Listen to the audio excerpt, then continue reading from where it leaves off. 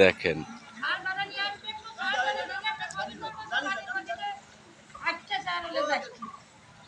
হ্যাঁ, তাহলে তুমি কিছু কও, তুমি কিছু কও, তোমাদের কি অবস্থা তাই কও এই বৃষ্টির পানিতে?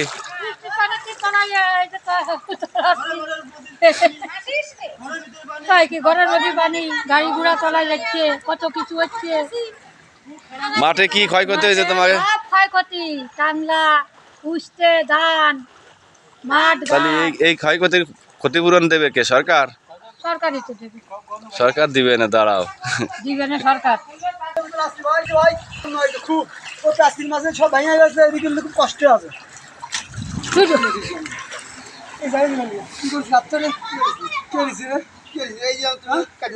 আমি কিন্তু সব দিয়ে দেবো না, এই কাশি দিয়ে আমার গলায় পৌঁছে যাইছে।